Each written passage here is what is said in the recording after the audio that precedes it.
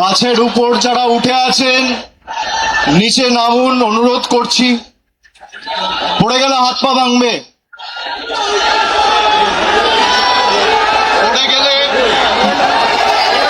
পড়ে গেলে হাত পা ভাঙবে।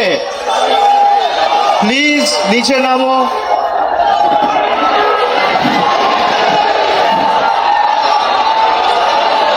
প্রথমেই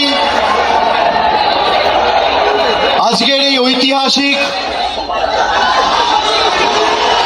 সমাবেশকে সফল, সার্থক এবং সাফল্যমণ্ডিত করার জন্য মহামান্য কলকাতা হাইকোর্ট বিচারপতি সহ বিচার ব্যবস্থার প্রত্যেককে আমরা আমাদের কৃতজ্ঞতা ধন্যবাদ জানাই। যারা 21শে জুলাইয়ের কর্মসূচি আটকাতে চেয়েছিল, ভারতীয় জনতা পার্টির সরকার 21শে জুলাই হলো বিজেপি সরকার 21শে জুলাই আটকাতে পারলেন। শুভেন্দু অধিকারী 21শে জুলাই আটকাতে পারলেন। অমিত শাহ 21শে জুলাই আটকাতে পারলেন। কলকাতা পুলিশ 21শে জুলাই আটকাতে পারলেন। আজকের এই সমাবেশ প্রমাণ করে দিচ্ছে তৃণমূল কংগ্রেসের কর্মীদের কোনো বিকল্প নেই। যারা নিজেদের তৃণমূল বলে দাবি করত, গিয়ে একবার দেখে আসুন মেয়র রোডে যে কটা লোক রয়েছে, গ্রামে জেসিবি দিয়ে মাটি কোপানোর সময়ের থেকে বেশি লোক হয়। ভালো তৃণমূল, তাই না? কর্মী কোথায়? জনতা কোথায়? মমতা বন্দ্যোপাধ্যায় যেখানে, জনতা সেখানে। অনেক বড় কেউকেটা হয়েছেন। এই গাছগুলো দেখছেন, একটা পাতা যদি ঝরে পড়ে যায়, একটা ডাল যদি কেউ কেটে ফেলে দেয়, তার সবুজ আর কেউ ধরে রাখতে পারে না। সেই ডালের মধ্যে, পাতার মধ্যে আর কোনোদিন প্রাণ কেউ সঞ্চার করতে পারে না। তার শক্তি তার শিকড়ে। একইভাবে তৃণমূলের শিকড়ের নাম মমতা বন্দ্যোপাধ্যায়, যার আদর্শ আন্দোলনকে সামনে রেখে হাজার হাজার লক্ষ লক্ষ কর্মীরা আপসহীন লড়াই সংগ্রাম করে দলকে আজকে বটবৃক্ষে পরিণত করেছে। তারা যদি ভাবে যে গদ্দারি বেঈমানি করে দলকে দুর্বল করব, তৃণমূল কংগ্রেস আরো শক্তিশালী হবে। যারা আজকের সভায় এসছেন, আমি কুর্নিশ জানাই প্রত্যেকটা কর্মীকে। যারা বলেছিল তৃণমূল কংগ্রেস শেষ, তৃণমূল কংগ্রেসকে পুড়িয়ে ছাড়খাড় করে দেব, সেই আগুনের স্ফুলিঙ্গ থেকে নতুন অগ্নিশিখার জন্ম হবে এবং তৃণমূল কংগ্রেস আরো শক্তিশালী হবে আগামী দিন। কারোর ক্ষমতা নেই। আর বিজেপি যদি মানুষের রায় জিতে থাকেন, তাহলে এত ভয় কেন? তৃণমূল কংগ্রেসের কর্মীদের মিথ্যা মামলায় জেলে ঢোকানো, নেতাদের উপর যারা মমতা বন্দ্যোপাধ্যায়ের সাথে এখনো আছে তাদেরকে ভয় দেখানো, তৃণমূল কংগ্রেসকে চমকে ধমকে লাভ নেই। এত মামলা দিয়েছে আমার উপর, একদিকে ইডি, একদিকে সিবিআই, একদিকে ইনকাম ট্যাক্স, একদিকে সিআইডি, একদিকে এসটিএফ।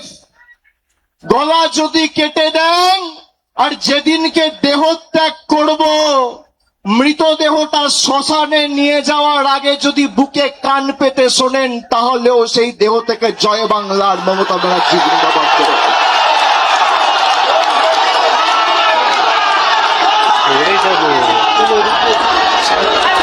ইতিহাস প্রতিকূলতার বিরুদ্ধে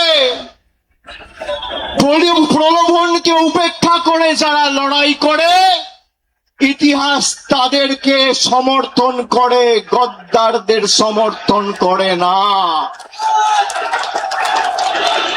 5 ওয়াট 10 ওয়াটের বাল্ব সে এখন ভাবছে আমি হ্যালোজিন হয়ে গেছি। আরে বিদ্যুৎ সঞ্চার করছে মমতা ব্যানার্জি, শক্তি কেন্দ্র মমতা বন্দ্যোপাধ্যায়, যার আদর্শকে সামনে রেখে আপনার রাজনৈতিক পরিচয়, পথ চলা। যদি কেউ নিজের মাকে ত্যাগ করে, সে সন্তানকে সৃষ্টিকর্তা সর্বশক্তিমানও কোনোদিন ক্ষমা করে না। যারা গেছে, আমি নেত্রীকে অনুরোধ করব, দয়া করে আগামী দিনে একটাকেও ফেরত নেবেন না, একটাকেও ফেরত নেবেন না। আজকের এই কর্মী সমর্থকদের উৎসাহ উদ্দীপনা, বিজেপির ক্ষমতা হবে ক্যাথিড্রাল রোডে এই মিটিং করার, রাজ্য সরকারের ক্ষমতায়, পুলিশ তোমার, তদন্তকারী সংস্থা তোমার, অর্থ তোমার, কেন্দ্র সরকার তোমার, মানুষ তৃণমূলের সাথে রয়েছে। পুলিশ যাদের অযথা মিথ্যা মামলায় অত্যাচারিত করছে, আমি বলবো ধৈর্য ধরুন, একটা ছোট নোটবুক পকেটে রাখবেন, সব লিখে রাখবেন। এই নোটবুক গুলো এক এক করে আমরা ঠিক টাইম মতো নিয়ে নেব। যারা যে ভাষায় বোঝে তাদের সে ভাষাতেই জবাব দেওয়া হবে। ঘর বাড়ি ভেঙে দিয়ে, পার্টি অফিস গুড়িয়ে দিয়ে ভাবছে তৃণমূলকে উৎখাত করব, দুর্বল করব। আরে ফুটপাতে থাকবো, তোদেরকে হারাবো, বাংলা থেকে উৎখাত করব, কথা দিয়ে গেল। দেখি কত ক্ষমতা,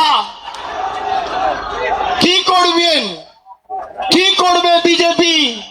জেলে রাখবে, মিথ্যা মামলায় ঢোকাবে, ঢোকাও, তাও বশ্যতা স্বীকার করব না। মেরুদণ্ডটা ফরসেল নয়। যারা মমতা ব্যানার্জির ছবিকে পিছনে রেখে আর জোড়া ফুল চিহ্নটাকে সামনে রেখে 2024 নির্বাচনে জিতেছে, তারা বলছে আমরা এখন এনডিএ কে সমর্থন করব। মানুষ ক্ষমা করবে? করবে? আপনাদের মধ্যে অনেকে কাউন্টিং এ ছিলেন, কিভাবে বিজেপি কাউন্টিং এ চুরি করে জিতেছে আপনারা সাক্ষী রয়েছে। যারা রামের নামে ভোট চেয়েছিল, সেই রাম মন্দিরে চুরির দায় এই বিজেপির। রাম মন্দিরে নোট চুরি আর ইভিএম এ ভোট চুরি, এই হচ্ছে বিজেপির প্রকৃত স্বরূপ। আর যারা গা বাঁচাতে, পিঠ বাঁচাতে বালিশ চাটার গ্রুপে যাচ্ছেন, এদেরকে তৃণমূল বলবেন না, বলবেন বালিশ চাটা। খালি বিসি বললেই হবে। বিসি, বিসির অনেক মানে হয়। বালিশ চাটা, আমি আর বেশি কিছু বললাম না। হয় পুলিশের কাছে মামলায় ধৃত, আর না হলে মেরুদণ্ড বিক্রি করে বালিশ চাটা ঋতব্রত। এই দুটো ছাড়া গদ্দারদের উপায় নেই। আমি বক্তব্য দীর্ঘায়িত করব না, খালি আপনাদের বলবো আপনারা শক্ত থাকুন। আমাদের আগামী দিনের লড়াইয়ের ময়দানে আবার দেখা হবে। বিশেষ করে যে সমস্ত তৃণমূল কংগ্রেসের নির্বাচনী সিম্বলে তৃণমূলের সিম্বলে, জোড়া ফুল সিম্বলে নির্বাচিত হয়ে যারা পিঠ বাঁচাতে নিজেদের মেরুদণ্ড বিক্রি করে ওদিকে গেছে, আমরা প্রত্যেকটা বিধানসভায় গিয়ে মানুষের কাছে ক্ষমা প্রার্থনা করে আসবো। আগামী দিন লড়াইয়ের ময়দানে দেখা হবে। আমি তৃণমূল কংগ্রেসের নির্ভীক, সাহসী, সংগ্রামী, দেবতুল্য কর্মীদের আমার অন্তরের শ্রদ্ধা, কৃতজ্ঞতা, প্রণাম এবং কুর্নিশ জানিয়ে আমার বক্তব্য এখানে শেষ করছি। এরপর নেত্রী বলবেন, তার কথা আমরা শুনব। জোরে বলুন, জয় বাংলা, জয় বাংলা, জয় বাংলা, জয় বাংলা, জয় বাংলা, জয় বাংলা, জয় বাংলা, জয় বাংলা, জয় বাংলা, জয় বাংলা, জয় বাংলা, জয় বাংলা। অনেক অনেক ধন্যবাদ, নমস্কার।